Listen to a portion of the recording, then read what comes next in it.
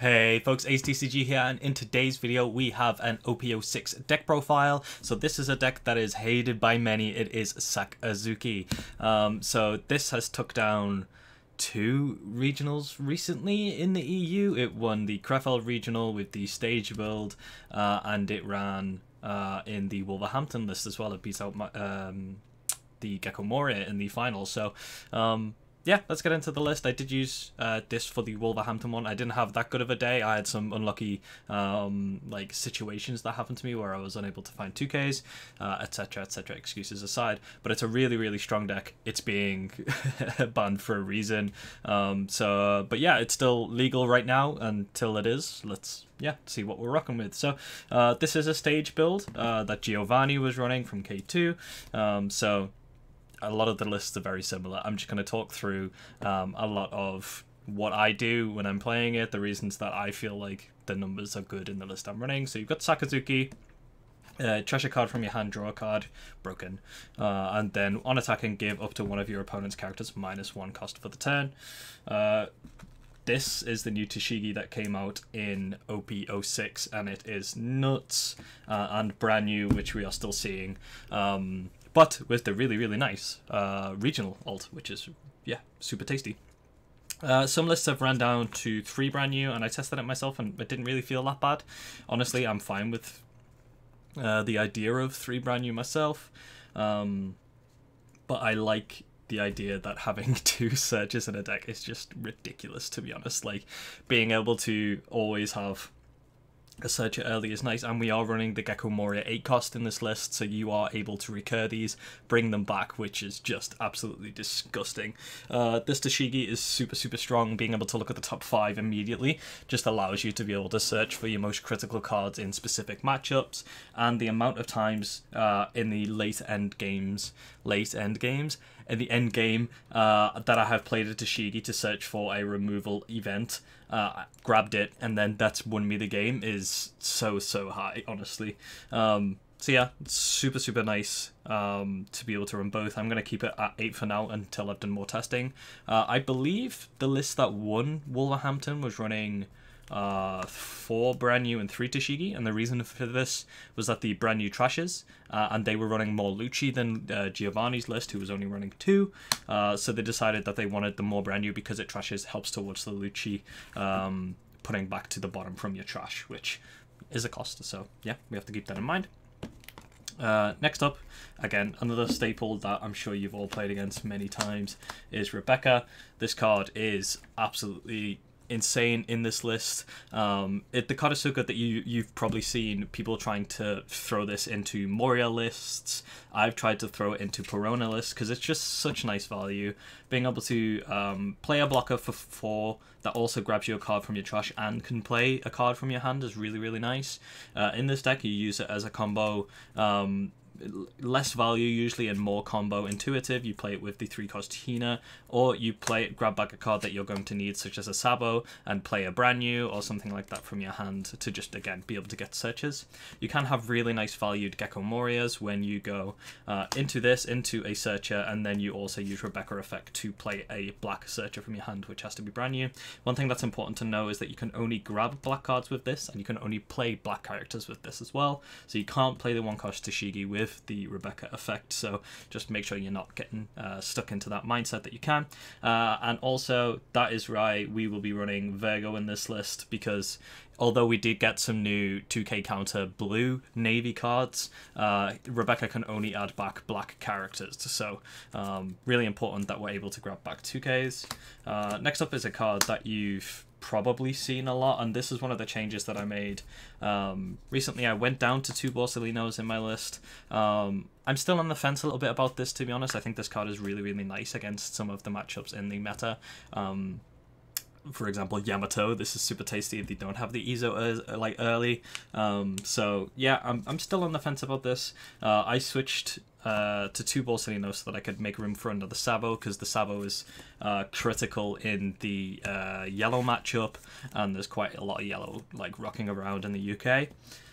Next up is 2 Kuzan. Some lists are running 3 of this, and I understand why. I just don't feel like in myself that it like sticks a lot.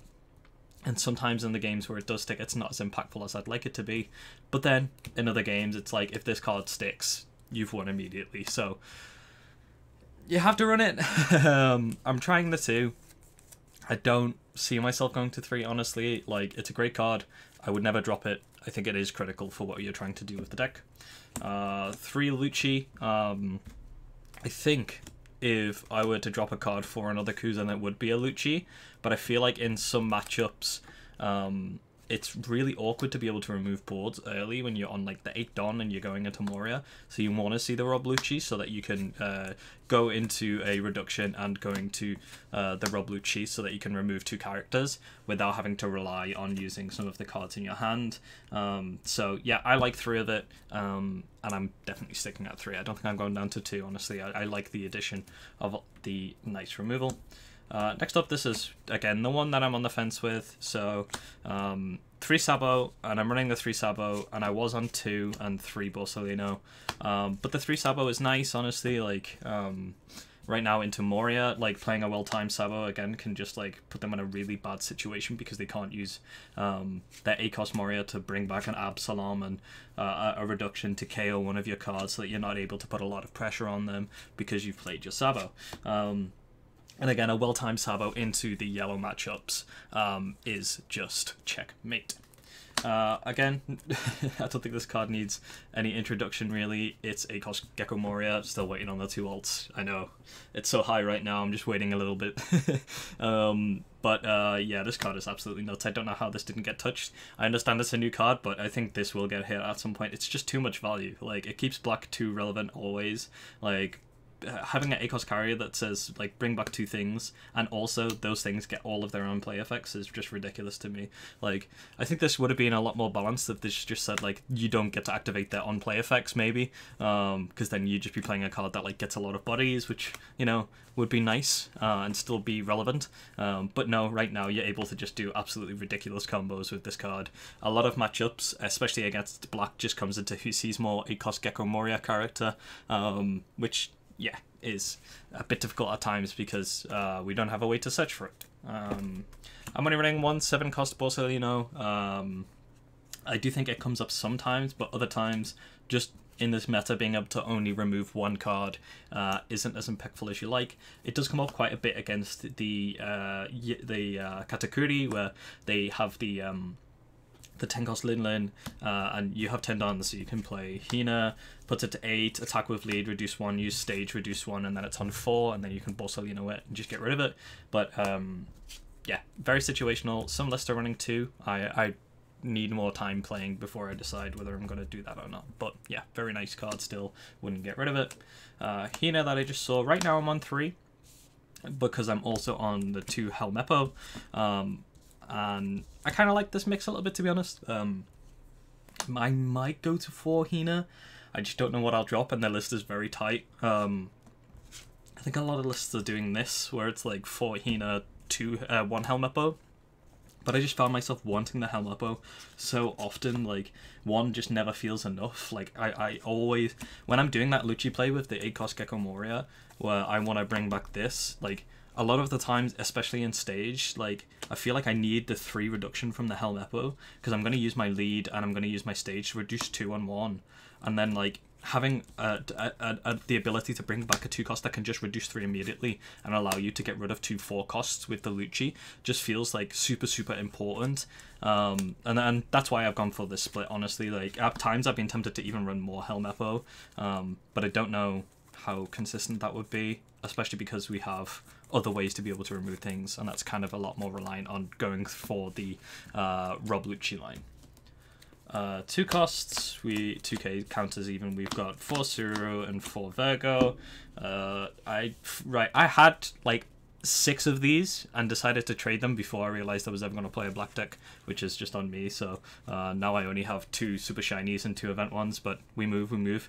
I don't need to explain really what Suru is. It's super good, helps you get to your numbers really well. I will play this a lot more than I ever expect to. Like, it's nice to have the 2k counter in your hand, but in some matchups you just don't really need them as much. So being able to play a 2k counter for so cheap, and reduce something by 2 is really, really nice, and you get to recover it with the Gecko Moria.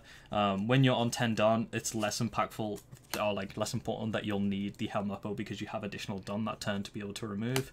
So a lot of the times when you're on 10 Don and you're going into your 8 cost Gecko Moria, you'll bring back a Rebecca, a Hina, and then like a Suru, and then you're able to just go reduce, reduce, reduce, and then use one of your events. So the Suru is super nice. And again, I already talked about the Virgo. I've never once played this character out, but it's a searchable 2k counter.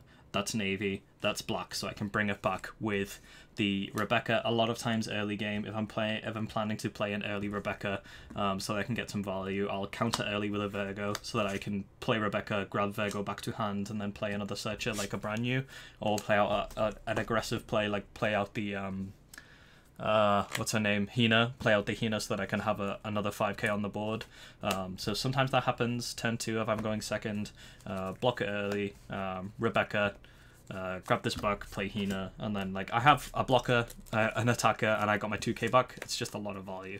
8k counter feels really low. I want to go up a little bit more, but I think the list is so tight right now. Like I miss having 10 2ks. I feel like but maybe that's just because I'm not really used to the playstyle of Sakazuki 100% yet, or I just need to get a lot more reps. I feel like this deck is just whoever has more practice in matchups. So yeah, like I said, this is the stage build. The stage build runs 3 stage. There's been a lot of hybrid builds recently that are running 2 stage, 2 Great Eruption, and 1 Ice Age. I haven't tested it yet, so I can't really leave a lot of comments on that. But I really like this. I think this is really good in the current meta. I think it's a really good find from the Italian players. To be able to go into this, because it just allows you to deal with a 4-cost character extremely easily, because your leader reduces by 1 and the Navy HQ reduces by 1, and you get to do this continuously, like, because it's a stage, it just sticks about. So you're able to get free reduction consistently throughout the game. So if you see this very early, it's just really, really nice. Also, something to keep in mind playing against Gecko Moria, when you play this in the early game, it's a neg1 for yourself. So if you're going first, you can play this and then play out like a Hina or something, and then you'll only have 4 cards in your hand so that they can't Peroni you, which is, it comes up sometimes, so yeah, it's nice to keep in mind. If you get the opportunity to play that early, sometimes it's worth doing. And then the removal events, I am on the 4 Hand Blaze and the 3 no Murakumo Sword. I like this, honestly. Like, at times I was tempted to go down to 2 Amanamuru, just because the list is so tight. I do want to be able to find spot for some other cards, but I do think that the 3rd is really nice. Like, this card just feels disgusting sometimes, and Hound Blaze is broken, as we all know. Yeah, that's the list. I do think the deck is really, really solid. I think it can have sometimes a little bit of a difficulty, or I can have a difficulty running it to find like the perfect line for things. It's very much knowing about how to utilize your resources in the correct way, but I'll get a lot more practice and we'll see where we go. That's the deck list. Thank you very much for watching. If you haven't joined the HTCG Discord yet, go ahead and do so below. I talk a lot of smack in there, so get yourself in there, and I hope you have a great day. Peace.